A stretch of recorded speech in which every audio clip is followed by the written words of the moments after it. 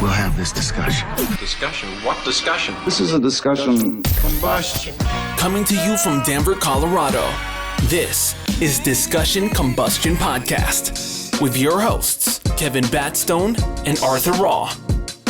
The worst humidity is like Louisiana in the summertime. Yep. Speaking of Louisiana, do you see how much snow they got? Isn't it the first time they got snow in like 15 years? My mom's from Shreveport. Okay. And she was telling me about it. It was like the first snow they had gotten in like a long, long time. But this is like seriously like measurable snow. Oh, really? Like New Orleans, it was like first time since 1895. How much did they actually get? Do you know? I got to check in with Eric Michael, Maybe, our buddy. maybe that was like down an there. inch and No, a it half. was more than that. Really? It looks weird with the palm trees. It does like look you're weird. seeing the snow and the palm right. trees in the pictures like Yeah. that. That's kind of odd. And Yeah. Florida's getting hit as we speak. Really? Florida, like parts of Tampa, Tallahassee, kind of that Pensacola area. Yeah. They're all getting blasted right now. I always think it's so funny when places like that never get any sort of inclement weather or snow like that. Like it's a national, not a national, it's like a state emergency. Oh, yeah. for them when it They happens. shut it Like, down. Shut everything down. Like, nope, we can't do anything. They don't have They don't have the plows. infrastructure to deal with it, right? You don't have the salt, Right. mag chloride. I'm from the East Coast, so we put actual salt on the roads, and it just rots your car out. Yeah. You'll get the fenders will rot out, the paint will get chipped away. Out here, they put that mag chloride on the roads. It's a little bit different, I think. When I was selling cars, when we would get the used cars, we would always see if they came from the East Coast. Because you would, so there you Yeah. go. That's what I'm talking about. Yeah, you would What part of the East Coast are you from? New England, specifically New Hampshire. Cool. Grew up in central New Hampshire on a lake. I shot a film last summer in Portsmouth, New Hampshire. Oh, yeah? Dude, That's that is a cool Okay. place, Fun place, man. isn't it? Yeah. Did you I feel get like, out and I feel like see that was anything? the place where like they shot in Halloween Town. You remember that movie? Yeah. It just felt like an all-American, old-school like New England town. But yeah, I got to hang out like right over on the pier and just like kind of peruse around. I was there for 3 days. We shot in the back of like this old right next to the Men's Warehouse. They had like the public service radio station. Like they rented out a space in the mall to kind of do the public service, and we were able to use that space. But they either have like no money as far as what their rent was, or like they just didn't plan well, because literally right outside of that space was that little plastic playground that malls have. Oh, you know. yeah. Okay. So we're shooting this film, and You got these kids. Kids are playing out on this thing, which is yeah. also like a sad reality that like on a Saturday, these families in Portsmouth are like taking their kids to play on the plastic playground At the mall. At the mall, you know what I mean? Was it the Fox Run Mall? That sounds familiar. Yeah, it might be. It's been so long since I've been back home. But it was funny because we'd have to tell the director would have to tell the PA like, hey man, can you go tell them to kind of keep it down out there? And you'd overhear the PA go like, hey guys, sorry, like we're shooting a film, can you keep it down? And these like kind of podunk New Hampshire fans like, what the hell am I supposed to do? Like kids are playing. Yeah, but that sounds like New Hampshire. Yeah, That is too funny. It's a fun state though. Yeah, good food. Also, New Hampshire's kind of like a lawless land in some ways. It's you cross the state line, and the motto is "Live free or die." hell yeah, baby. And 603. Is this true? Is there not a seatbelt law in New Hampshire? It's changed over the years. It's New Hampshire's like so old school with some of the things they do. Like so for there's state-run liquor stores for one. Right. So you have to buy your booze right off the highway. Right. Okay. So you can get beer and wine and shit at gas stations, but it's all state-run liquor stores. And then seatbelt laws are kind of optional there. Live free or die, baby. Full send it. That's awesome. No sales tax. Yeah, Right. the No state sales motto tax. is So cool. it's like Texas. Right. Yeah. It's a unique state for sure because people, when they think New England, they think Boston. Yeah. And then, like you said, as you saw, you get 45 minutes north, you cross into New I Hampshire. flew into Boston, then we drove in, Yep. and we're driving south. I'm like, did that say what I thought it said? Did that Live say free or live die. Yeah. Welcome to the Granite State, baby. Yeah. I do like that motto. Yeah. I think it's a good cool. motto. Yeah, Colorado's is good too. Respect life. Mm-hmm. Is that our state motto? Yeah. Yes. I had no idea. I should know that. I'm from here. I You are Yeah. from here. I moved Yeah. here in 07 from New England, and Okay. all my New England people are listening to this are like, yeah, the dude sells What is in it? the back. Respect life? Respect life. Cool. That's Colorado. I cannot believe I did not know that. Yeah, it's a good motto. You were born in Boulder? I was born in Boulder. I and read then your grew up- profile. Yeah, I was born in Boulder, and then I grew up in Broomfield. Okay. Yeah, I was born in a hospital in Boulder that I think is gone now. Boulder Community Okay. Hospital. Where was it? Like, what part of Boulder? I couldn't even tell you. I think kind of closer on the north side, like Okay. north of Pearl. Okay. But I don't know Boulder that well. yeah. So I was born there, and then I grew up in Broomfield, which is pretty much the next town over almost. Yeah. But I spent a lot of time still in Boulder growing up because my aunt and my cousins lived in Boulder while I was like growing up. Yeah. So you've traveled. Sounds like you've been around. You've done some films and filming in different locations. Yeah, I mean, the one in New Hampshire was the only one out of town that I've done so far. All Okay. the other Interesting ones it was there. Yeah, I know. All the other ones were local, local indie short films that I've done, yeah. Yeah. Yeah, a handful of commercials, too. And so did that like start through college? Like you were No. going to school for that type That of was stuff? my first thing that I was really into when I was a kid. Okay. I was watching Jim Carrey movies, and I Hell was yeah. just like totally enamored by Jim Carrey. Do you have is it The Mask? Is that your Oh, favorite dude! It was Jim the Carrey? Mask. It was both the Ace Venturas. Yeah, It was that movie, Liar, of it was course. Liar, Liar. Great movie. Oh, dude, he would love the pin. I got Kevin the pin of where he's leaving the rhino. Oh yeah, here, I'll show you. Oh, It's like, no way. Yeah, it's hilarious. I was like buying these pins one day, and I like came across it. Yeah, Oh, that's amazing, dude. Yeah, that's pretty cool. So, Hold it up for camera. yeah. so it was Jim Carrey Yeah. movies, and then I was so obsessed with him. I wanted to basically tell him how much I loved him in his films. So I just did this deep dive, and I was like 8 or 9. I did the deep dive on the internet, and somewhere on some dark corner of the internet, I found what seemed to me like Jim Carrey's address. So I typed up this letter and sent way. it over there. Okay. And I'll never know if this is real, but I'm gonna consider it like it is. But I got an autographed picture sent back to me in the mail, and it's the Jim Carrey headshot, and it says "Spank you very much." Really? Really? Yeah. Do you So have I'll a frame somewhere? Yeah, I have it's on my So bedside what table. did you Awesome. what did you say in the letter?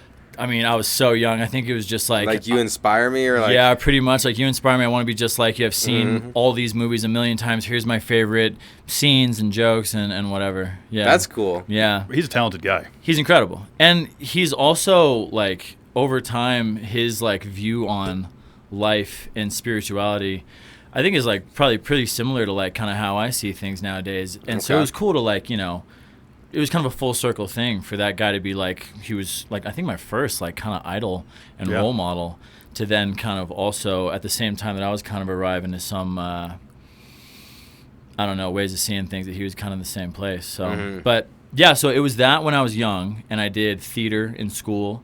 I did improv. I did a competitive improv thing called Destination Imagination. Okay. Yeah. And I took some acting classes when I was a kid. Yeah. And then soccer got really serious when I was 10, 11, and I played competitively all through middle school, high school, college, and the older I got, the more that my life completely revolved around that. Around soccer. Yeah. Okay. So, I mean, I planned on playing professionally, while I was in school, and that was kind of what I was gearing towards doing. And then I got hurt, and I had to retire after that. And then I was completely naked as a person at that point. Yeah. Because your whole life revolves around this thing. Your identity's so, invested in it. And it was a crippling injury? ACL. ACL. Yeah, twice. Once, a year later, again. So, Yeah. You had to that be was- done. Yeah, you got to be Blow done. your knee out. Yeah, I probably wasn't I didn't come to the fact that I was done for long after that, but Okay. I was definitely physically done at that point. Yeah. So eventually it just got to the point where I realized how much I missed having an expressive and creative outlet, because It's so important. it's crucial. It's Yeah. crucial. Yeah, whether you identify as an artist or not, I think it's super crucial to have that. Yeah, and just something that I could be passionate about and dream about and be really excited about and just express myself through. So I was the only other thing that I've had, real fire for was acting. So Now, was there ever a specific role that you're man, I feel like I would be perfect at this type of character? I get rather stumped when I get asked that question. Okay. So that's kind of a common question. Okay. Yeah, I mean, I think comedy is a strong suit of mine, so I think All right. anything that involves kind of witty, snarky, I don't know, comedic, leading man type stuff is something that I enjoy. But I love drama too. I love kind of serious, coming of age, heartfelt stories. Maybe the neighbor that's lived a whole bunch of life and is kind of counseling the kid that lives next door who's going through a hard time or something like that. Yeah. But not a specific role where I saw something and I was Yeah. So that. did you ever go into a role where you felt like you had already developed the person, it was part of you already? Oh yeah. I did this one in Colorado Springs called Gratuity Not Included, and it was a film about a couple of valets at a hotel. And I was a valet for 5 years. Okay. Oh, Yeah, So I you, did. lived the Okay. role. 100%. Nice. And Okay. even who the guy was, it was a guy that doesn't really care about his job and is just Yeah. there to make his money and get out, and is kind of screwing around on the job. That was also totally me while I was working those jobs. So. I bet you got some good valet stories Oh yeah. of We're gonna need to hear at least one. driving off I with got the 'em. car or something. Or Yeah, I got those. Okay. But Yeah, so I saw the casting for it, and I submitted, and I was like, guys, I was a valet for 5 years. Like, I literally was this guy. Yeah. And then we talked about it more when I auditioned for it and everything like that. And then, when I booked it, I mean, I think it's still probably to this day, like, the most comfortable performance I've had, or the most vivid one, because I was just able to so easily, like, just inject a lot of my own, like, organic self into it, you know? Yeah. Yeah. That sounds like a because fun the role. ethos was so familiar. Oh, yeah, it was a lot of fun. What year did this come out? Last year. Okay. Yeah. So it's kind of a newer film. Yeah, and it's funny. I was dressed like a valet shooting the film, and like 3 or 4 different times, people came up to me and be like, "Hey, sorry, can you like come and grab my car for me?" And I'm like, "Oh, I'm just acting." And they're like, "What? Like, what are you talking about? We're in Colorado Springs. Like, what do you mean?" You're like, I'm acting right now. Yeah. Yeah. Yeah. Is it on like the independent film channel or where? This one was a a student film. Oh, student film. through Colorado College. Okay. Yeah, I think I've done 4 of those. I did 2 through CU Denver. I did 1 through Colorado Film School. And I did 1 through Colorado College. So it's a really good way to just get your feet wet when you're starting out. Build out the portfolio a little bit. Build a portfolio, build up experience, Yeah. just being on set and having to bring it when they call action, everything like that. Yeah. Have some footage for reel. Like most of my footage from my reel currently is like stuff that was from student films, So So it's good for the portfolio, obviously. for sure, it's a good way to cut your Yeah. teeth, for sure. Yeah. Yeah. And it's just an easy way to get booked and get work when you don't have much to show yet. They don't need to see that you have a ton of credits of this, that, and the other for them to like offer you a part. They're just like, if they think that you're good and you'll bring something to it. If the shoe fits. Yeah. Yeah. I mean, I always like the John Krasinski story when he, got into The Office. Because I love John Krasinski and where he's at now. I can't keep up with all his films and all the shit he does. But he was like, waiter. There's a role I would love. The Office? Something like that is something Yeah. to Jim specifically. Yeah, That's Jim something Halpert. I think I feel Yeah. like I identified with when I was watching. What a great that. character. Okay, I Totally. could see you being like a gem. Yeah. Yeah. You definitely. get that vibe. Yeah, got the kinda, Jim vibes. Yeah, witty, chill guy, like, Little pranks here and sweetheart. there with yeah, Dwight. 100%. Oh, Yeah. that's the way to live. Yeah. It's a great show. I'm glad you said, because now I have an answer when people ask me that question. Because I've gotten Jim that Halpert. asked so many times before, and I'm like, I have no idea, but yeah. Jim's the one. That's the role. So sorry, what were you saying? No, about no. Jim? So he was his story that he Back tells. to Jim, please. Well, to John Krasinski, he was bussing tables and shit in L.A. Typical acting, inspiring acting story. Moves out there, yada yada. Yeah. And there was all these guys that they had ahead of him that were going to play Jim, like some bigger names that have already established some credibility in Hollywood. And they went with him. They're like, well, he's got the look, and that's the opportunity he took, and it changed his life forever. Totally. So it's like you just never know what could happen, what That's all opportunities knocking at the That's all door. it takes, man. That's the thing about this whole hustle is it's kind of like panning for gold. I mean, it's totally a lottery, and the only way you give yourself a consistent chance of striking and winning is if you just keep playing. Yeah. So The entertainment industry. yeah. And all of the like bad things that happen, quote unquote, like all the like FUBAR stuff, or like it's interesting. So in what you've done so far, have you ever like ran into a weird scenario where it's like these guys want to like give me an opportunity, but the opportunity feels weird? No, not really. I don't think at the level that I'm currently at, I run into a whole lot of that. Like weird in terms of it being shady or a little bit dicey, like not really. But like there's sometimes like when you'll like people be like, "Oh, hey, I really want you to, do this thing," and you can just tell that they're kind of putting the carts before the horse a lot, and they're talking up like a really big game about it. Yeah. And they don't want to like reveal too much info about it. Because sometimes directors will just want to secure a whole bunch of funding for something, and then they'll cut loose with whatever money they got from people donating the project or something. But yeah, and then sometimes you'll get the script for something and it's just like violently bad, and you're like, I don't even think I can do this thing justice. Yeah. So no, not yet. Okay. Because I'm curious, like, we've had our own obstacles, because this is a form of entertainment, obviously, like totally. doing the podcasting. We've had some of our own obstacles, and then like I've known some people that got into the music industry and were like saying that there's people out, and I was doing music too at one point, and like this guy got me to sign a contract because I was young, didn't know what I was doing, and I gave him like power of attorney over stuff, and like that was such a horrible decision. Fortunately, my mom read the contract and then I like redacted it before I did anything with these people. Yep. But like it's really easy to get taken advantage of it, like, and you're trying to be ambitious, look at every opportunity. For sure. But you kind of have to be careful at the same time. Yeah. The good thing is, like, and in the early stages, you don't run into a ton of that really, so there's not so much of a risk. And then once you get to the part where you might be starting to bark up the tree where it's a little bit of a bigger deal and people might be doing something like that, you've got an agent that's looking out for you now. You know what I mean? Like my agents are great, and they, are kind of the first point of contact when it comes to mediating any sort of stuff like that, and looking out for me, like looking out for my best interests. Yeah. So, It's important to have a team. For sure. Yeah, definitely. you have to have a team. Yeah. So these guys kind of go through and like look for opportunities. Go, we got a guy that'd be perfect for this role, or Yeah, well, a lot of times, like production for something or casting director will go to the agent and say, okay, here's a project I'm casting. Here's when it shoots. Here's how much it pays. Here's if it's a union project or not. Here's the roles that I need. And if it says like, Caucasian or any ethnicity, guy from 30 to 40 years old, fit some qualities that maybe they know that is like a strength for me, then they'll be like, okay, yeah, this is a guy that will submit, and it'll have my headshot, my reel, maybe my resume, and if they like it, the casting director or the director, whatever, they'll be like, yeah, cool, let's have him audition. So then I get told they want you to audition.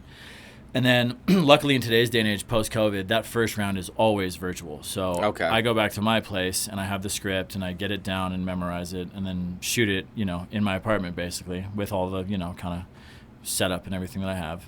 Send it back. Sometimes it'll go to the agent and then they'll send it. Sometimes they'll just have me send it directly to casting.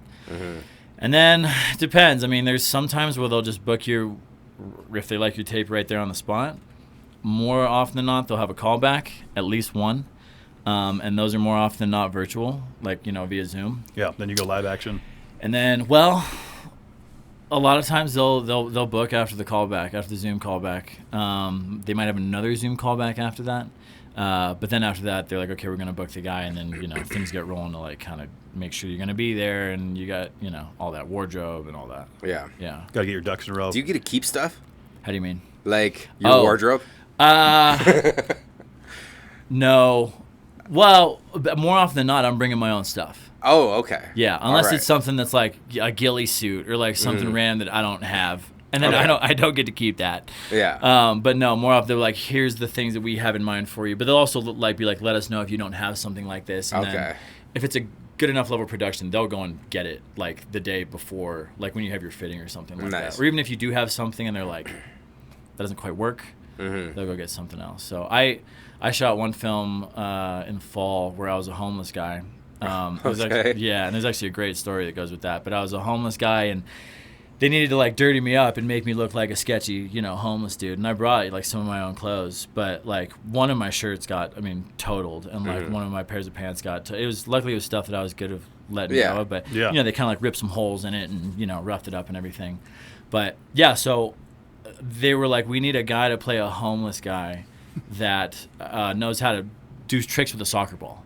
Okay. Oh, and you used to play soccer. Right. So I was Bingo. like, listen, like I'm the best guy you can possibly find. You better give me this. Yeah. So they booked me, and we do it. And it's basically like I'm a sketchy guy that's juggling a homeless ball around town, and then this other guy is trying to get through town in his car, and I'm just juggling right in front of his car, and he's trying to like, hey, come on, man, get out of the way. And I'm kind of dismissing him, and then runs me over, hit and run, leaves me there, right? So, like 3 years before that, there was this one homeless dude that I would always see up in Rhino on the north side of town, and he would have a soccer ball with him, and he'd always be juggling around his soccer ball. And I'd see him all the time. And so one time I saw him, and I was like, yo, man, kick me the ball. And at first he's like, dismisses me. I'm like, no, like, I know what I'm doing, kick me the ball. Kicks me the ball. He and I start just kicking it back and forth. One time I miss him, and he's chasing it. This is real life. This is real life. Okay. In Rhino. Yeah, in Rhino. So before you even knew you were going to have this role, right, you just wanted to interact with the person with the soccer ball. I don't even know if I was acting. I think I just started. Okay. But yeah, I just want to kick the ball with this guy. All right. Okay. And so then I miss the guy left. He goes to chase the ball down. SUV comes, runs over his ball, pops it. Oh, no. And I'm like, oh, dude, that's the only thing this guy has. And that was your fault. It was my fault. Yeah. I'm like, I just ruined this guy's life. It's like Wilson from Totally, Castaway. 100%. Oh, no. Yeah. But I had a ball in the back of my car. If you didn't cry during Wilson, like something's wrong with you. No, I cried hard. I think we all did. Yeah, I hope so. When he lost Wilson, he's like yelling out the back. Yeah, well, that's how it was like this guy's ball. Yeah. Yeah, totally. I had a ball in the back of my car, though, a nice one. So I was like, wait here, man. So I got him this new ball, and I was like, here, dude, take it. He's like, no, you sure? I'm like, trust me, dude, take it. Okay. So then, like, for the next however many months I would see him, he'd be kicking my ball around. So after I shot this film, me and the director got coffee, and we're talking, and I'm like, hey, man, where did you like get the idea for this character? Like, 'cause it's kind of a random thing for a homeless guy to be kicking a soccer ball. And he talked about that same guy, that homeless guy. really? So that inspired the writing. Yes. Yeah. So Wow. then the fact that serendipity, huh? totally. Yeah. So I Wow. told him that I told him that story, and he's gonna have me tell it. We're gonna have a screening for the film next month, and he's like, you have to tell that story, because they'll have like a little Q&A panel of the directors and the people that were in the film. So it's shot, it's wrapped up, it's in post edit. it's in post right now. Okay. Yep. It's called Rotten Sun. It was initially gonna be called Hit and Run, but Sun. it's gonna be called Rotten Sun.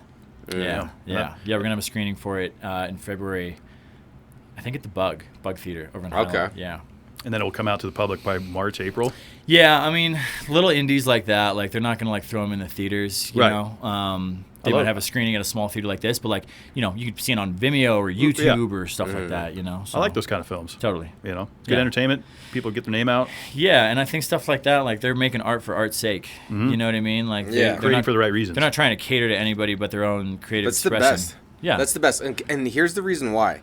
Is because when you are present doing something that you enjoy, you are within that. When you're not chasing money over it, like when your passion, what your passion project becomes you chasing money for that, then you almost like lose like the essence of living and like being part of that, because then you make it about something else. So there's kind of like, I feel like there's like that weird balance with a lot of this stuff where it's like, you want to be able to sustain your life and like have a good life. Yeah. But at the same time, like at what point are you putting too much and like it loses its meaning? Yeah. I mean, maybe this is too idealist of a viewpoint, but I like to at least lead with it, is like if you are consistently creating from like a kind of deeply personal space of something that you would want to make, or something that, means something to you for whatever reason, like that's always going to be the best shot you have of other people resonating with it. Like even if I did try and make something for other people's satisfaction or something that I think that they would like, they're actually probably not going to like it as much as they could, because it's going to come from this contrived, like inorganic space, It doesn't have the authentic touch. Yeah, and I think that's just like, I think that's making things from like up here in your head, as far as something like making something out of your heart, I think it's just like a bit of an egoic driven approach, which I think is, I mean, especially in creativity, I think is like always going to impede you to a certain degree. So I like how a lot of these real life experiences, though, you got to play a roles in, like the Valet thing. yeah, I feel like there's been a ton of serendipitous full circle stuff that's happened since I've gotten into this. And it makes me feel like I'm doing the right thing. It makes me feel like I'm on the right path. I mean, even the story of how I got back into it was pretty crazy. My best friend that I played college soccer with is a screenwriter in LA, right? He left like not long after we graduated college to go out there and pursue that. He's been like grinding for a decade, and he's starting to work out there now. Good. Anyway, I had like back in 2019, I was coaching and everything like that, but I was just like so burnt out on still being involved in soccer, and my relationship with the game had gotten tricky, because like I had gotten hurt and I had to retire, and it wasn't my choice, and now I'm on just the other side of the sideline. It's like you're so close to the game, but you're so far, in a different role, and it was tricky. So anyway, I had gotten burnt out enough, and I was like, I'm going to move to California, and I'm going to go pursue the only other thing I've ever wanted to do, which is be an actor, right? I moved there so I was born on Leap Day. I was born on the 29th of February. Okay. Yeah, so I moved there on my 7th birthday, which was February 29th, 2020. So I moved out there, and like 10 days later, stay-at-home order. Everything shut down. Yeah. And I was, I had all these things lined up to at least try and start to see about the acting thing, but everything had obviously just totally shut down. Yeah. I came back after like 7 months, and I took that as like, the timing of that was so uncanny. I was like, that must not be the right path for me. Yeah. Southern California, being an actor, all that. So anyway, long story short, I come back to town, get back into working in soccer. I'm in college soccer now, and doing all that. My friend is back in town, the guy that's the screenwriter, and we're hanging out and we're talking, and this has been 2 years since I'd come back, and I'm like, yeah, man, this acting thing, I can't shake it. It's like itching at you, like you're always thinking about it, like you're taking a dump in the morning, and you're like thinking about acting. Yeah. And I was in the soccer thing, and it was nice, but I was just kind of bored. Yeah. It was, so I was. Wasn't fulfilling. Yeah. So I told him, I was like, I can't shake it, man. Yeah. And he's like, look, man, I think you just need to really go one way, one direction or the other. If I could tell you you'd be like a general manager of the Rapids, you know, or you could be a leading man in Hollywood film, what would you do, right? And I told him I don't know. And he was like, well, whatever it is, you got to get clear on one of those directions and, you know, just go. I was like, yeah, you're right. And he's like, you know, while you're here in Denver, you can still see about being an actor. You don't have to be in LA. You can take classes from the studio that I took classes from. Like, they're super hands-on, knowledgeable, passionate guys. I was like, great. So we look it up, but it had closed for good during COVID, right? Okay. He's like, well, I haven't seen or talked to these guys in 10 years. I don't even know how I'd, you know, get a hold of them or whatever. And I was like, yeah, don't worry about it, man, whatever. And we just hung out the rest of the night. The next day, it was just kind of irking at me that I told him I don't know when he asked me that question. Because I knew what the answer. You feel like you should have known. I totally knew. Like you weren't making the commitment to yourself at that point. Exactly. You know? I wasn't giving myself permission to actually like want what I want and like vocalize it. Yeah. So I called him and I said, you know what, man, just for what it's worth, when you ask me what I would rather do, I know exactly what I'd rather do. And that is be an actor. He goes, well, there's your answer, man. You just got to find a way to go in that direction. I wish I could get a hold of these guys. But again, it's been like a decade. And I was like, yeah, I'll figure it out. He calls me like 2 hours later and he's like, what are you doing? What are you doing? And I was like, nothing, just hanging out. And he was at the dispensary picking up some weed, and the bud tender was the guy that ran that studio. Okay. Wow. Yeah, and he hadn't seen that guy in a decade. So, wow. Dude, that's like some intuitive. 100%. There's a lot of like energies at work constantly in this universe. I feel like 100%. And when you actually tap in and you start to actually listen and let it lead you, and like trust your intuition and not second guess things. It's funny hearing these stories because I have a lot myself. Yeah. I feel like the energy of me wanting to do this was so pent up for so long, and once I vocalized that I want to do this and really gave myself permission to like really step into it, and I think that was literally in the form of choosing to call him the next day and be like, this is actually what I really want to do, then I think those floodgates kind of opened. And that's why I think literally a couple hours later, the universe was like, cool, here's your first step. Like now you if you're gonna really step into this and it's something that's like a deep calling to you, because you know, I mean, it was also my first childhood passion. Right. If that's not a deep calling, I'm not sure what is. You know, yeah, I think those things that are like really deep to us, those things that really like resonate with us and call out to us, I think like life itself, the universe, whatever you want to call it, God wants those things for us just as bad as we do.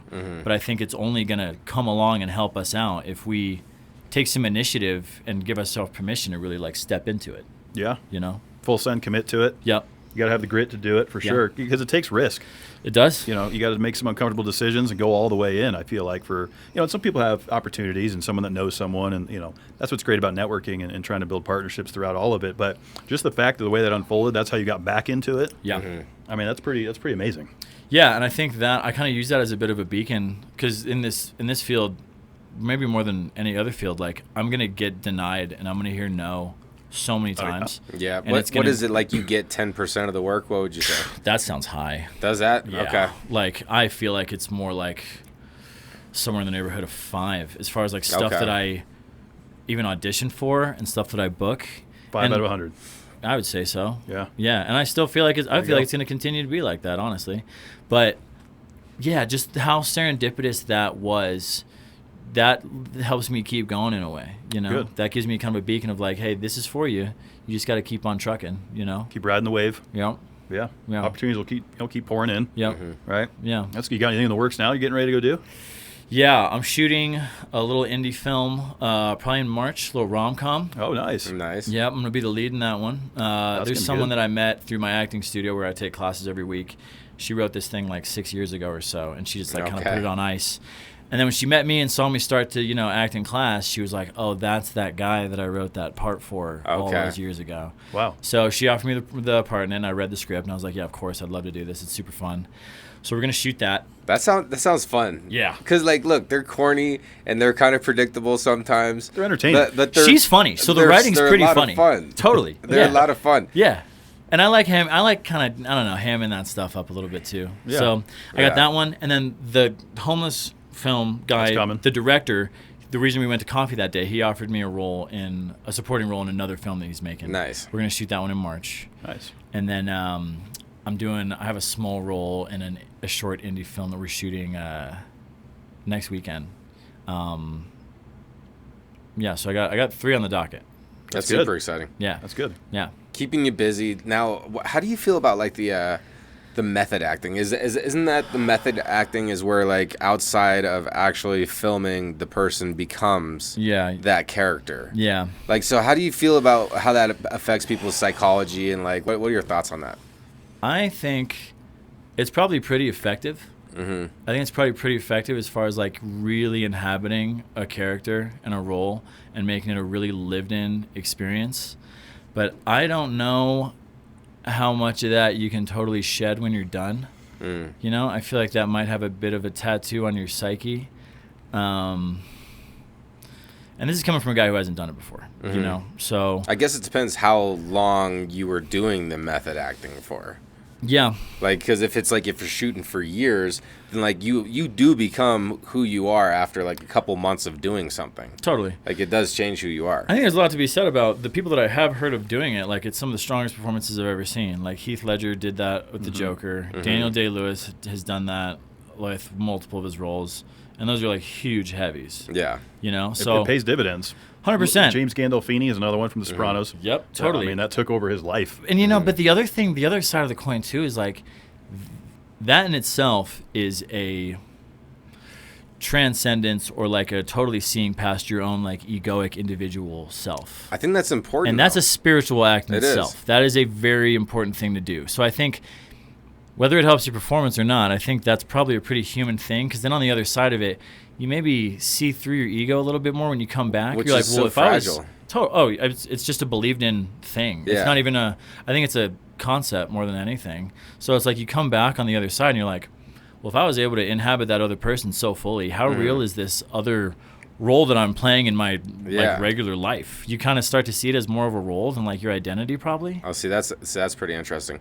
I feel like I'm on like version 8.0 of Arthur Raw right now. Yeah. Like I truly believe like how the ego can attach to an identity, and then we want to identify ourselves as something like, but like who we are as people, like as far as our energy and like what we're about in life, I think that's fluid. Like we can change, and I think it's fluid. Yeah, absolutely. I mean, I think the thing that we, in our present moment experience, refer to as I or myself is a way bigger thing than what can be represented by like an individual encapsulated ego. Like, don't get me wrong, I think the appearance of like Cole and the story and the body and all that like is there, but on a really, and I can play that role to the point where it makes sense for like society and everything.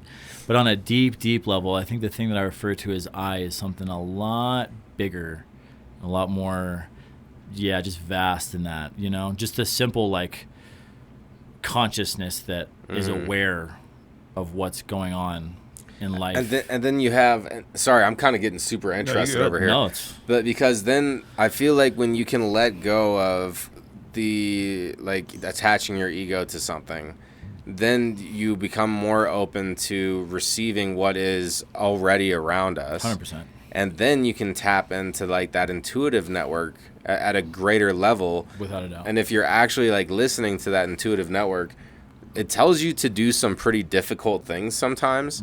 Like, you know, move to California, or like go take this risk on that, or like sometimes like it tells us to do this stuff that we don't want to do.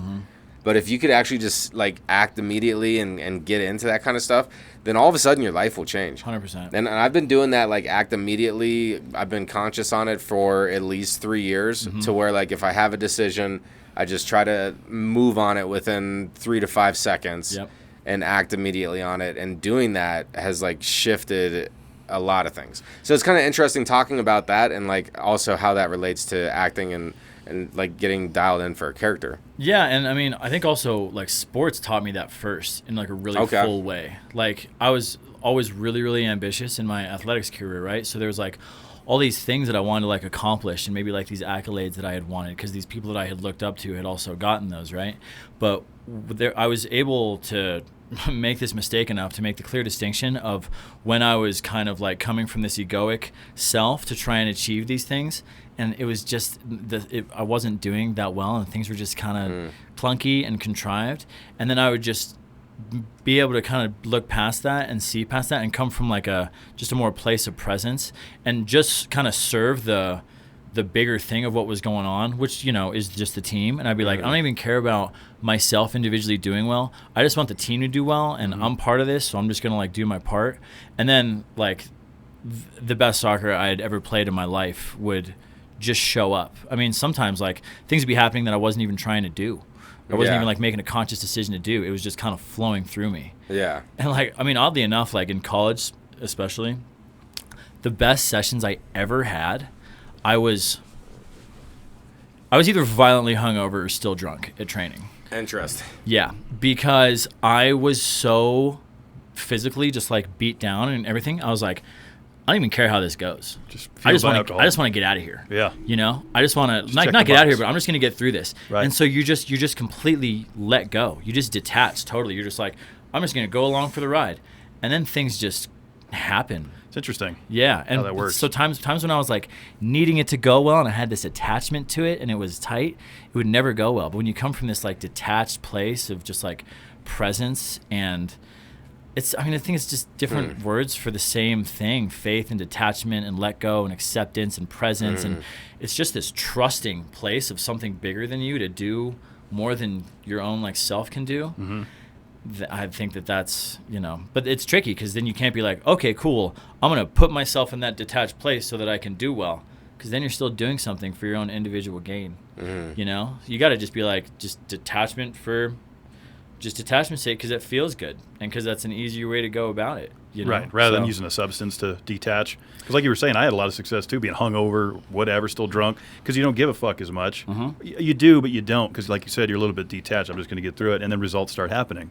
Right, but then that's like a catch-22, because now it's like, at least for me, I was like, well, I'm going to need a couple drinks to get through this. You know, so it's kind of a slippery slope. Yeah. Can be for some. Yeah.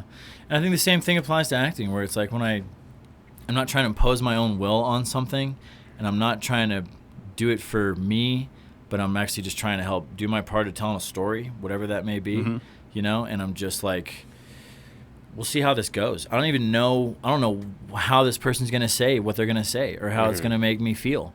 I don't know how I'm going to say what I'm going to say, you know, and just kind of being in the moment and just rolling with it moment by moment by moment. It's just, it makes you a channel, and it just, like, makes something, like, really strong just kind of flow through you. Yeah, so it's like don't overthink that flow state. Flow state, man. Yeah, I mean, I think if there's one reason why I'm in what I'm doing right now, I think it's the only other way so far. Because you're allowing it to happen. You're not being overcritical and, like, overthinking the stuff. Yep. It's really easy to talk ourselves out of great opportunities. Oh, yeah. You know, well, what if, or if I'm not good enough, or, like, you know, well, maybe you're not good enough and you should still try, and you should fail a couple times, and then all of a sudden you get a little bit better. Yeah. Like with working out too, if, like, you're working out, like, the workouts suck the first day one, but then you're in there for a month and you've been consistent, like, all of a sudden, like, you're doing it no problem. Like, what was struggling day one? It's about that consistency. You know? I think that's been, like, failing. I think failing, yeah. 100%. Being okay with sucking at something. Right. I think that's been, like, the biggest thing I've been confronting lately as a human, is just, like, general vulnerability. And, like, because I think when my soccer career went south and everything like that, and my life was kind of in a tailspin because I didn't know who I was or what I wanted to do with my life, and I didn't have my thing anymore. I built up so many ways to make myself, like, safe and, like, protected and guarded, and make it look like everything was neat and okay and nice, you know? And that totally created this, like, impasse to really, like, feel in things fully, or, like, experience things fully enough, or just getting into something that's going to really, like, you know, change me and impact me. So it's like, it's just letting things be a little bit messy and not being good at something, and letting yourself look stupid and all that. Like, I think that takes, like, some vulnerability to do, but I think in creativity, I think in sports, I think in romance, I think in faith, I think in spirituality, you gotta, like, be willing to leave yourself a little bare and open to really, like, get a full experience out of it. I think that's a good point. That's something that should be undermined for sure. I mean, we've done 283 of these, and plus, you know, many other shows. Is my number 283? You're 283. Sweet. Yes. 283. And we've cried on here, we've laughed, we've gotten angry, like real emotions. Yeah. You know, not just playing a character and showing up and playing the part like a WWE thing. And Yeah. I think that goes a long way. People can resonate it with, it can inspire people to feel comfortable to be themselves. Yeah. You know, and just full send, own it. Because we haven't even gotten into social media. We talked a little bit off mic about it, but that whole world now is very toxic. It's a big, dude, super. That's a big piece of it. But yeah, man, I think more than anything, I don't think we're here to think. I think we're here to feel, you know? I agree with that. And I think the more open we can leave ourselves to feeling things, and even I think society trains us to try and just go after the things that we think are going to feel good and try and avoid the things that feel bad. Exactly. But I think it's also like your mind often just tells you this one is good and you should go towards this and this one's bad. The intuition. When I think it's more just like, I just want to feel something deeply. Yeah. Whichever side of the spectrum Whatever it's it on, is. you know? Because it's not always going to be rainbows and butterflies. Yeah. Like I the think soccer analogy I used to use was like, I'd rather get to the final, the championship game, and lose than not get there and win or something like that, just because it's gonna hurt a lot, but it's gonna feel really strong, and that's gonna be a really like transformative experience. You know what I mean? Do you ever listen to Jocko Willink at all? No. He's like an ex-Marine guy that's a huge podcaster now and motivator and all that stuff. And he kind of alluded to exactly what you just said. He goes, you put in all this time and this effort and you build up to something and you go, and you finally get that opportunity and you lose. Or you don't get the job or you don't get the part. And he goes, good. Now the real growth begins. Now you get the real test. Yeah. Now you get the real test. Yeah. You know, and that's that failing to succeed piece that a lot of people want to tiptoe around, right? I say all the time, people will do more to avoid pain than they will to gain pleasure typically. Yep. Because we live in that protected little, simulated princess programmed bubble, to say it as nicely as I can. Yep. And it's easy there. It's easy to stay on complacent street, right? 100%. People don't really want to get uncomfortable, Yeah. And normalizing uncomfortability, I think, is a positive movement. I think it's crucial. Yeah, I got to the point where it was very clearly going to continue to impede my love life, continue to impede my artistic life, and I think even impede how I walk the spiritual side of my life by just being a little bit guarded and safe and closed off. And so finally I'm like, man, if you really want to live here, you gotta open up. You lean into it all the way. Yeah, you gotta open up. So true, man. Yeah. I know that I try to use social media to like throw out some raw talk stuff where, because I've overcame drug addictions and like I've lost weight and I feel like I've really turned my life around. So I try to normalize that story of the struggle and like that there's light at the end of the tunnel, but you have to like keep going through the tunnel type of thing.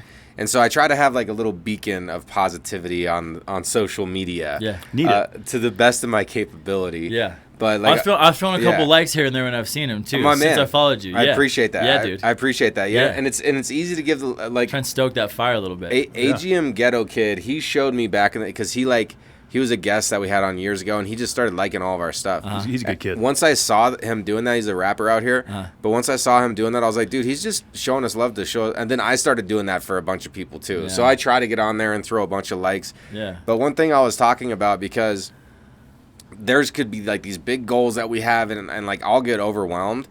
And so it's easy. It's important just to focus on the now, kind of like going back to your point and just focusing on what's in front of us right now.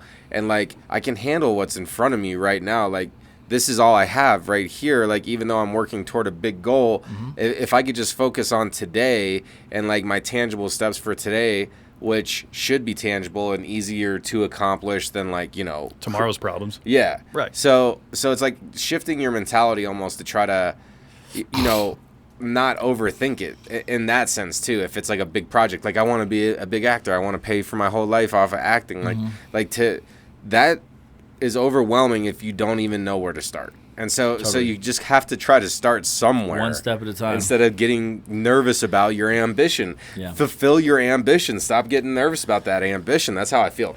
I think presence is everything. I think presence is the foundation, the cornerstone of any good life for so many reasons. I think, I think, there's obvious. I don't even think that the past or the future don't even technically exist, right? You can only really show me proof of that as far as like some mental, machination. Yeah. But Good point. yeah, I think I almost lost my train of thought. The power of the presence. I have this tattoo right here. That's a tattoo for the present moment. Oh, nice. Okay. Yeah, so it's a two-way water droplet with ripples around it. So one water droplet would be future, one would be past. Ripples would be 360 degrees of space around you. Cool. That is cool. So that center dot would be right now in time, and it'd also be right here in space. So, yeah, presence. Yeah, I think it's like, not living in this place of like, okay, I'll be satisfied when I get to that point in my life and when those things look that way. Yeah, it's bullshit. Well, it's conditional living. That means like, okay, I'll be happy once things look that way. Someday. And also, we have like, I think, little to no control of most things that are happening, you know? So as far as even how tomorrow's going to look, no idea. You know what I mean? Yeah. So it's like trying to control and trying to project and trying to get yourself ready for something in the future. I think it's essentially a total waste of energy. You know what I mean? You get sucked into the matrix living that way. Yeah, 100%. Okay, I remember where I was going. You know, this living in the future and getting ready for the future, whether it's good or bad, or this living in the past and worry about the past, or it's, you know, this thinking about something that's going on somewhere else, you know, that all lives up here, you know, in your mind space, in your mental space, and nowhere else. It really only lives in your head. But beyond this mental chatter that creates your ego, that creates things of the past, thinking of the past, thinking of the future. Underneath that is just presence. Like when that mind's quiet, there's something still there. You know what I mean? And that's a heart-centered space. And I think that's where like the really strong things live. You know, like love and passion and kindness and things like that. And you know, just I think that's where we get our real like human nature from. You know what I mean? So I think if you come from, and I think it's way more powerful than what your mind, you know, can kind of put out. Even I've seen things where they show like an electromagnetic kind of, you know, map of someone that's really like doing a whole lot of thinking versus someone that's meditated and dropped down into this heart resonance space. Okay. And it's like way more expansive when they're coming from their heart space, you know? So just like how much more powerful living in that space is. So I think presence just like... and that energy, and sorry, that energy will shift a room. Like 100%. If someone who is truly living life currently in the moment and is absorbing like, you know, the fruits of that presence, because honestly it's a bit blissful and it's quite amazing that we even exist. Yes. And that we have this human vessel body to be able to process this reality. It's incredible. Yeah. Like it's pretty cool. Yeah. And so when you are that type of person, or someone like that type of person walks into a room, like energy shifting, it does do that. 100%. Well, I think also too, like, you know, I believe that, you know, whatever like kind of frequency you're putting out, whatever kind of patterns with your thoughts or emotions is going out, you're going to get a match for that in some way or another, you know? So if you're coming from this place of, oh, I'll be good when that shows up and when that looks like that, things aren't great right now, I don't have enough right now, I'm not complete right now, that's where you're going to keep on getting more of that. It's a scarcity mentality. 100%. Where if you come from this present moment of like, everything is so great right here, not because of even any conditions. Even if I'm like kicking back on a hammock, sipping a, you know, virgin pina colada on the beach or something like that, I'm like, man, this is so great. That's still a little bit conditional, you know? But just being like so good with the present moment, just because it feels good to be present and just because existence itself is pretty blissful, then you're putting out to the universe, I have everything. I have everything I need. I have everything I want. Life is so great. You know, you come from this place of gratitude. Abundance mindset. And then life's going to be like, right on. Here's more. Here's more that you're going to say that about. Here's more that you're going to feel really good about, you know? But that's such a catch-22, isn't it? It's so easy for humans to fall in the place of, well, if I don't go out wanting something and trying to get something, I'm not going to get it. You know, because we just are so caught up in like the material or like world caring and how what that other works. people are doing. Yeah, that's a bad one. People get bad caught up in that all the time, and then they just hate on what other people are doing because they're not doing anything, or you know, they haven't made peace with where they're at, so they'd rather project outwards. Yeah, you know, I heard a saying. What was it? Paul Roseberry, speaking of New Hampshire, he had a saying where he said, when people, you know, are feeling low or whatever, they'll try and pull you down to the floor so they're at the same level. Yep. You know, and that's toxic as well. And that's going to come from a lot of angles in life. You know. I told someone recently, a friend of mine had some boy troubles, right, and she was really kind of bummed out about it. Yeah. And you know, I told her I like to tell people this when they're dealing with like what someone else is thinking about them or how they're treated by somebody, is like, anyone on this earth, no matter who it is only going to know like a very fractional part of what is actually me. You know, like they couldn't possibly, because they're not there with me every moment of every day, you know, and they haven't been there every step of the way to make me who I am now. You know what I mean? Yeah, they get little snippets. Yeah, so just their idea of who I am or what I'm all about or what I'm doing and anything like that is always going to be like really, really tiny. So that already, I think, takes the air out of like caring about what other people think. They're just making a not even very educated guess. You know what I mean? And then you lay the filter of their own insecurities, like you said, and their own problems and how they're going to project that, you know? So it's like buying into that is just, I mean, that's a losing game. It's no good. No, it's no it good. It sounds laughable when you say it like that. It's a good, right. It's absurd. It's a good way to spin it to where it makes a little bit more sense than it being so cut and dry, right? Not letting other people's opinion or perception become your reality. Yeah. Because I think a lot of people do that, you know. Yep. And we see that with cyberbullying. We see that happening a lot with the youth. I'm optimistic that that's going to get better with time, but you're always going to have that yin and yang. That and the reality of like how much can you even, no matter what you do, how much can you control what someone else thinks? Right. That's Even if you think you're doing what they maybe want you to do, you can't control what they're actually, but when it's between them and them, what they're thinking, like at all. And it's subjective. Like opinions are completely subjective. Exactly. You know, because we could disagree on a sports team or whatever. That's a subjective opinion. It doesn't mean it's 100% fact. Go to imright.org and trustmebro.com. Totally. You know, it's subjective. Yep. Yeah. So. Yeah. Yeah, and like, how do you think about yourself?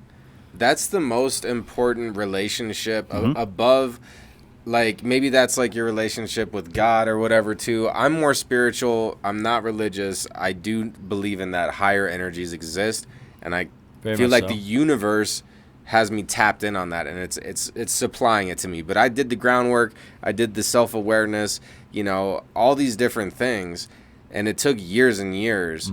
But there is a level of synchronicity that you get when you realize that the only person that I need to feel good about myself is myself. And then once you can do that, and at the end of the day that like you actually gave a shit and that you actually tried, because like we're saying, tomorrow's never promised. So like if I'm living present, like what did I do with my presence? And I do know if I like sit there and I scroll and I'm on social media for like, I think my time cap is like an hour and a half to 3 hours. If I go over an hour and a half to that like 3 hour mark Of scrolling?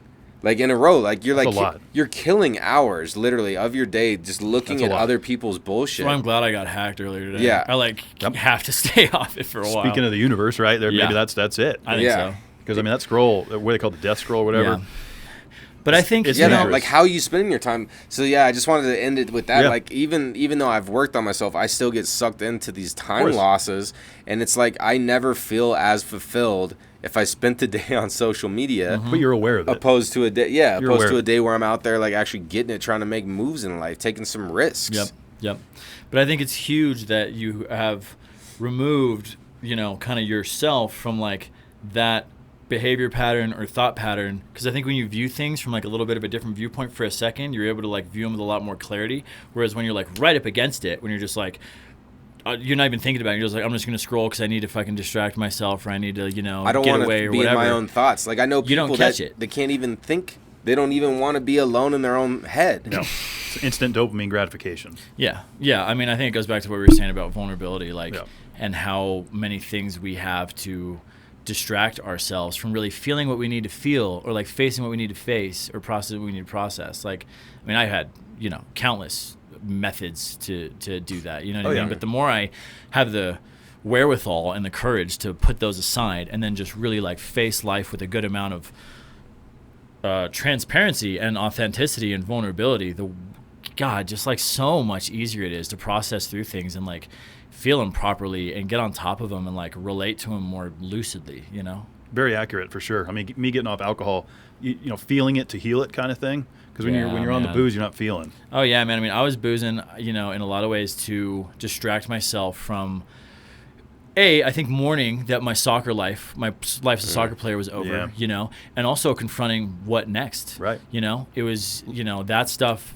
It definitely was a nice masking agent. You know what I mean? It's right there, readily available, ice cold, ready to go. Every single corner, cheapest drug out there. Totally. Other than oxygen. Because oxygen's for free, and Yeah, if you change how you breathe, like you'll change your anatomy. That's true. Yeah. That is true. Yeah, but man, like my life got just infinitely easier. It's been a little over 3 years now. Really? Yeah. And you haven't had a drink? I haven't had any alcohol or hard drugs in 3 years, and then it's been about 2.5 months since I cut out everything else. Even cannabis? Yeah. Good for you. Yeah. Nice. I'm about 3 months off cannabis too. Yeah, man. Because it was like, that stuff wasn't nearly as destructive as the stuff that I kicked 3 years ago, but I was still kind of using it the same way. Yeah. It was like, okay, well, I could really sit here and like feel and process what's going on. Or I could just get high and, not worry about it and That's forget what I about noticed it. It was was the same happening to me. thing, you know? is. And so It it is. already got is. so much easier to process my life out when I, kicked the alcohol and everything like that. And then it's even ramped up even more, I think, since I've, kind of kicked the other stuff. And I'm not saying that everyone is using that stuff as a distraction. It was certainly the case for me. Me too. You know no, what I mean? 100%. Everybody's different. Yeah. That's another thing to, throw out there as well. There's not one right way to do it. Don't drink this many. Don't smoke that. Totally. Everyone kind of needs to know themselves, know their limits, and know where they're at. Yeah. And you got to be in tune with yourself to know that. Yeah, and towards the tail end of my drinking, between me and me, like, my conscience did not feel good about it. Right. It was just like, and it wasn't Just super. disappoint yourself. Yeah, it wasn't even super extreme. Like, I was like, by myself, drinking like in broad daylight or anything like that. But it was just like, I knew that I was bringing like 60% of myself to the table, and I was getting maybe even less than that out of what I wanted out of life. And I'm just an inherently really like passionate and ambitious guy. So I was like, man, if I want to do the things that I want to do, if I want to chase dreams, and if I want to really like show up in a way that I feel good about, this has got to go. Because it's just, and I was never able to just like moderate it to the point where I was still going to feel like I was going about my life the way that I wanted to go about it, So I was like, well, if I can't have a little bit of it in the picture and still feel great about it, I just got to kick it. Yeah. All or nothing. Yeah. Yeah. Yeah. That's a good mindset to be in. I've been yo-yoing a lot with that. Like, I'll go on, like, I don't drink for, like, several months, and then, like, I'll drink, like, a little bit, like, for a couple weeks. And I've been doing that for, like, over a year. Yeah. Or 2 years, maybe, at this point. I've been kind of doing that yo-yo drinking thing. But I think it's getting to the point where, like, I'm almost spending more time not drinking cumulatively than when I am. And when I do drink, it's less. But, like, I'm still working on that, too, And, like, I don't know. Am I drinking to get away from something? Like, it's Only kind of you like... would know that. Yeah, But I've seen you over the past few years. Your drinking's changed a lot. You has, could be, and that's okay too. Yeah. Like, I think it's important to give like yourself curious, grace like- with stuff like that. Yeah. Like, okay, yeah, I'm dude, I knew for a long time that I was coping and distracting myself, and I was like, okay, yeah, this isn't gonna work forever. This is how I'm operating right now, and I'm not ready to quit. I know I'm gonna have to if I'm gonna really get after my own. And I'm not saying this is the story with you. Yeah. But I was like, for me, I was like, I know I'm gonna have to kick it at Same. some point. I'm not quite ready yet. I'll know when it's the time to. And when people talk to me about if they don't have like a great relationship to it and they're wanting to get off it, I'm like, I don't know. I'm almost like, don't self-impose when the time is to do that. I feel like life will just kind of show you, like it did for me. You know, you like, knew when it was time. Yeah, because I think there was times when I like kind of self-imposed when it was the time to, but then I don't know. If I wasn't ready at the time, just my life, I wasn't ready at the time. And then when I would maybe go back to it, now there's all this guilt and shame that came along. Yeah, and it with makes you know what feel I mean? way more shitty. Yeah. Yeah, you feel like you're not in a clear headspace. You're emotionally fucked the next day. Yep. It's just no good. Yeah, that's true too. Because then, like, I've been way more aware. Once you remove substances, you become sharper. Yeah. and 100%, so then you're hyper aware of how you're feeling, and then you drink, and then the next day I would my energy would be lower. You know, I would obviously have to process that. Probably didn't sleep as good, and you're noticing all this Cortisol more. levels are shot. I mean, Yeah. if we're really going to go there too, like your vibrational frequency, if we're just totally composed of a whole bunch of energy, right? Stuff like alcohol or whatever it is, it lowers it. You know, even for a temporary amount of time, it does lower it, you know? And the higher your frequency is, the more that things that are of that same frequency, maybe it's things that you really love and care about or want in your life, right? Like, again, like they kind of got to be a match, you know? So, like, I mean, there's been I told you guys 2 stories about it, but there's been a profuse amount of, like, synchronistic things that happened in my life. And I think there's a lot that goes into that, but I think a lot of it was, like, I just kept my vibrational frequency a little bit more consistently higher, and it kind of just opened the channel for things to just So almost 3 years completely free off of everything. two months of everything. Like, Okay. November 1st was that. But even starting to remove some of those things was increasing that frequency. So yeah. do you feel like you were like still in tune and like that synchronicity was around you prior, or like it really started to kick in? It was there when you mean when I was still like drinking everything like that? It was still there. I've always had just like a lot of serendipity happen in my life for whatever reason. I think that's down to just like the energy that I just give out of how I'm wired as a person in general. But there was still like room for improvement, I think, with cutting the stuff out of my life that I didn't feel like was jiving well with how I wanted to show up. Yeah. So it was happening then at the time, but then when I kicked it out, it went into overdrive as far as how much that stuff went on, for sure. Because I think more than anything, I think another thing that I think lowers your frequency is just like your own relationship to yourself, you know? And I didn't feel totally great about myself because of something that I knew wasn't quite working for me and it was still in the picture. And so I think once my conscience got a lot clearer, I think that it just made more sense for more good things in my life to happen. Not like there wasn't good things in my life happening before, but it was just like, it was almost like life brought me the things because I was more ready for them now. You know? That makes sense. Yeah. You had to get in the right place for these opportunities to start presenting themselves. And I say life brought those things. God brought those things into my life because I was ready. Because you were ready. Yeah. You went through the test. Yeah. You needed to get the test. Yeah. Yeah. 100%. I think that's a great way to, that's what it is. Yeah. That's life. Yeah. Yeah. You know, so yeah, totally. We've covered a lot of ground. I mean, some good, in-depth stuff. I like going to these kind of conversations, but I wanted to get one of the Valet stories, at least one or two, because I've been thinking about it since you said it. There's got to be some juice in here. Yeah, we're going to end on a funny note. There's a couple good ones. I'm not going to say what hotel it was. That's probably best. It was in Denver, and it was a nice one. And any of the NBA teams would stay there when they'd come play the Nuggets. Okay. And I had not been working this place. I was a bellhop, and I hadn't been working this place very long. And my manager was like, "Hey, there's an NBA team that's gonna come play here. I'm just gonna say who. The Thunder had come into town. Right? Okay. Oklahoma City Thunder, and Russ is on the team at the time. And so they come back from lunch one day. I think it was on game day, and it was Russ, and it was Oladipo.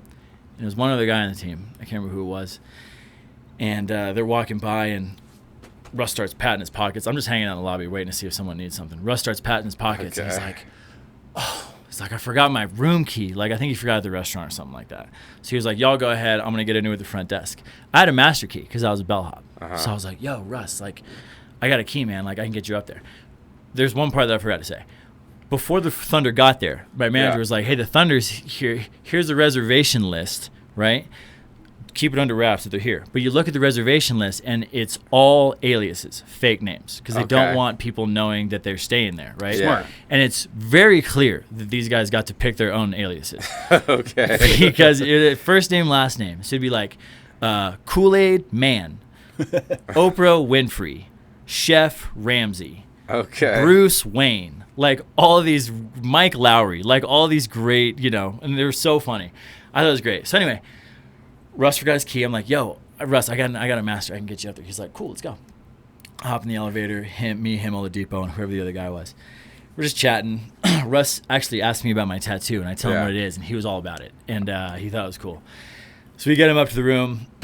I take him up there, and I open the room for him, and I'm like, listen, man, I'm not supposed to do this, but like I saw the reservation list and I saw y'all's aliases, and like I gotta know which one is yours. Because he's Russell Westbrook, dude. He's the best player on the team.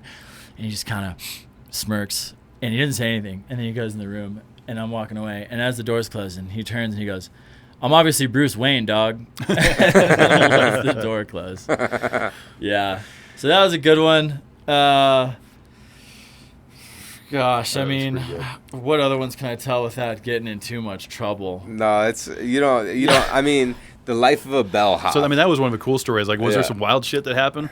Like some crazy shit? Yeah, like I was working the overnight one time at that same hotel, and this one dude was just like drugged out on something wild, and he came down the lobby and had literally just like a potted plant, but like didn't have the pot anymore, like just the dirt in the plant, and he was using it to like cover his junk, and he was going to the front desk, just talking a whole bunch of random like nonsense. So that was a wild one for sure. Yeah, when I was a valet, I may or may not have taken one of the nicer cars for like a little bit of a spin. Little spin, yeah, may or may not have. How many miles? Like just around the city, or are you talking like? Get on I-25 and open her up. Yeah, take it out to like Idaho Springs or something like that. No, like a 10 minute, like a 5-10 minute cruise, and then bring it on back. Okay. Just enough time where no one's asking questions, but you still got to test. I remember one time it was the first time I'd gotten in a Tesla, and I didn't know how fast those things were. Oh man! And I was like getting out of the garage still, and I just like punched it. Oh no! And I just went boom, like shot back in the seat, and I was this close to like nailing the side of the garage. Oh I had my to, gosh! like catch myself and hit the brakes. That's a scary moment. Yeah.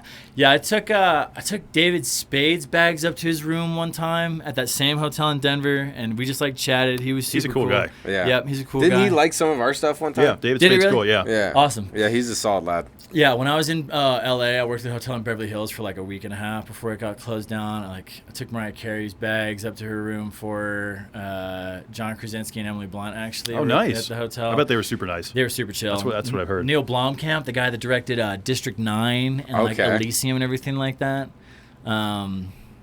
Yeah, I had a lot of brushes with celebrities working in there. It was fun. That's kind of one of the perks of the job. Totally. Driving nice cars, talking to cool people. Yeah. That's fun. Yeah. That does sound fun. I had a little brush with Jimmy Kimmel like a month ago. How was that? Well, how much time do we have? We're good? Whatever, I mean, yeah. We're over on time, but we're in overtime. Okay, cool. I did a modeling shoot for a friend of mine. She runs this restaurant. She does marketing for this restaurant group. So I did a modeling shoot for them, and she paid me in this gift card to STK, that steakhouse downtown. Okay. Because they're part of the same group. So I was eating dinner there by myself at the bar, like Steven Glansberg, just like kind of like a loser. And anyway, these people come and sit next to me at the bar, and they're dressed to the nines. They're dressed super nice, and they're talking to the bartender like, "Oh yeah, we just came back from this gala, and there was a whole bunch of celebrities there. They're naming off like Jimmy Kimmel, Kevin Costner, Courtney Cox, Bill Murray, whatever, all these people. And this is only a month ago, and like I'm an actor, so I'm like, my ears kind of perk up. Yeah, you're like, what's going on over there? I'm like, well, where was this at? And like, I was at the Sheraton downtown. I was like, okay, cool. So I get my check, and then I head straight over there. You're like, I'm going to this hotel. I'm gonna get right into now. something, dude. I'm gonna see if I can. Okay. I'm gonna see if I can meet some people and rub shoulders with somebody. Yes. And so I walk in, and literally right when I walk in, Kimmel walks right by me in the lobby. And Yeah. a bunch of the people at the bar are like, oh, like, hey, Jimmy, hi, yada, yada. So I kind of hesitate for a second, and then I'm like, well, like, what did you come here for, dude? Like, he just walked by. Like, go over there. So I walk over there. So I'm like 20 yards behind Kimmel and his wife, and they're getting in the elevator. Elevator like is about to shut right before I'm like at the elevator waiting area, and I'm like, damn, just missed him. Then I'm like, nah, dude, like do something about it. I'm like, hold the elevator. So I hold the elevator. Okay. So I go in there. So you're like almost, you kept hesitating, and you kept talking yourself out of hesitating. Exactly. Okay. Yeah. So then I get in there, and they're like, what floor do you need, man? And I'm like, what? I don't have a floor, actually, man. I'm just here to shoot the shit with Jimmy. And he looks over and he starts laughing. Him and his wife start. So they're good sports about it. And I'm just chatting with them, cracking jokes. And then we get out of the elevator, and I'm like, hey man, can I take a picture with you? And he's like, yeah, sure. So he and I take a picture. And then I hear this old guy just like razzing us, like cracking jokes off about 10 yards to the left. I look over and it's Bill Murray. Bill Murray's razzing you? Yeah, he's making fun of me and Jimmy. I don't know what he's saying, but Okay. I'm like, oh my god, Bill, I got to get a picture with you too, man. He's like the most elusive guy in America, basically. Bill Murray's epic. Yeah, and so I go over there, and I'm cracking jokes and everything like that, and I'm like, so yeah, man, can I get a picture? He's like, yeah, kind of begrudgingly. He's like, all right. Okay. So I got my phone around, my arm around him, and Jimmy's like, here, I'll take the picture for you. So I give Kimmel my phone, and Kimmel's getting ready to take this picture of me and Bill Murray, and Bill looks over at me and kind of looks me up and down, and then looks back to Kimmel, and he goes, Jimmy, there is something kind of fucking weird about this guy, isn't there? And so then I'm like, I'm an actor too, Bill. Would you believe that? And he looks me up and down again, and he's like, yeah, I would. So then Kimmel's getting ready to take the picture, but then my phone locked, I guess. Okay. And so he's like, oh, you got to punch in your code. I'm like, oh, okay. I'm going to punch my coat, and then Bill just goes, nope, too late, took too Oh, long, shit. and he just leaves and walks away. Yeah. Which I think is classic Bill Murray because he's just so like That's elusive. him. Yeah. Yeah. And I don't know if you guys have heard the stories of like he does all these random things with these strangers, like these really funny little stories, and then when he leaves, he'll be like, no one will ever believe you. He does that like every time, I guess. That's like his calling card. Wait, so he'll meet with people and like He'll do something random with some random people, Okay. and they'll be like, "Oh my god!" And then he'll be like, "No one will ever believe you." and then he he'll like be gone. leaves before they can get evidence. Yes, Okay. there's like a website that has like What? so many of these stories of him doing That's that. funny. I've So he never heard walks that. I've away, and never I'm like, heard "I that. guess no one will ever believe me, huh, Bill?" And he kind of like chuckled, after I said that. And then the funny thing is, Kimmel, I'm like, "Damn, almost had a picture with Bill Murray." And Kimmel's like, well, here, man, like, you and I can take another picture, which is like nice of him. But in my head, I'm like, damn it, I want Jimmy, Bill Murray. I don't need a second picture with you, dude. Yeah. Like we just took one 5 yards away. You know what I mean? So anyway, I was just thinking of that because we were talking about little brushes with celebrities. No, that's No, that's a good story. fun. That's good to hear that Kimmel was cool. He was super cool. Yeah, no, that's good. That's good he's to a hear. cool guy. Yeah, Yeah. that's Well, fun. I hope like it's, there's like methods to, like you have to get through the agent and you have to like find the way and find the contact. So hopefully this is a great platform and it will be a great platform to help get you your voice out there. Sure. Obviously, Hell yeah. what you do is awesome. The type of energy that you're bringing is epic. I think it's undeniable. Appreciate it, man. So super exciting.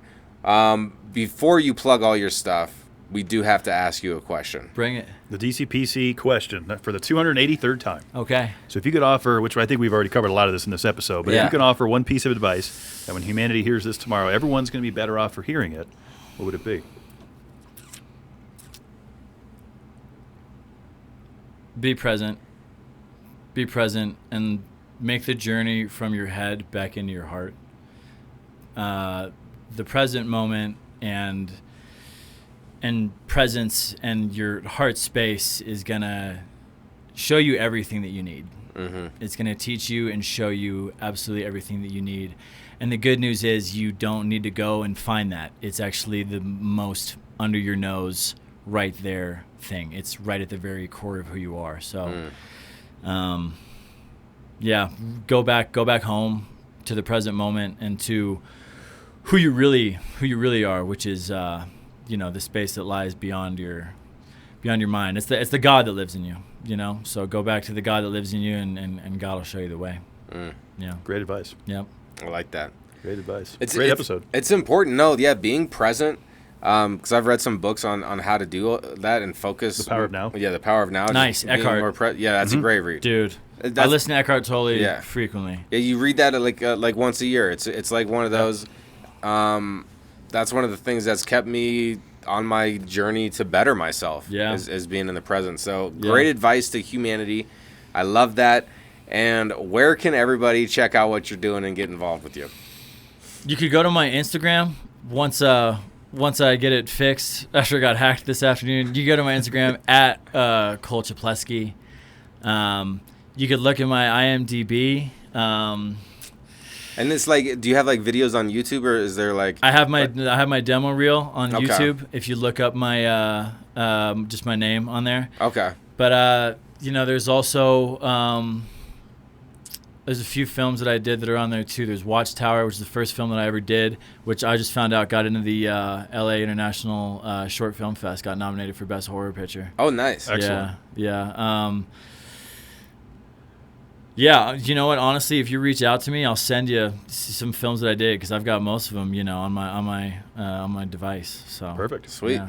Try and include some of those in the show notes down below for the viewers. They can just go down, scroll down, Yep. give it a look, get in Yep. touch. Yep. Good stuff, man. Yeah. Appreciate you guys having me, man. I really enjoyed it. Yeah, this is fun. This is a good Great. chat. We were just barely scraping the surface, so we'll get Oh, you yeah. back on. Yeah. 6 months to a year, whatever. Totally. See where you're at. Yeah. We didn't even Yeah, talk be about back. our Polish, stuff. So Oh, that's right. We'll save that for Yeah, there's round too two. much. There's Yeah. too much juice. There's too Yeah, much man. juice. We'll get around to it. This one flew by for sure. So Yeah. thanks, brother, for being here. I appreciate you guys, man. Yeah, Absolutely. Yeah. Best of luck to you. And on that note, everybody, happy Friday. We'll be out tomorrow. I'm still in your line this week, Kev.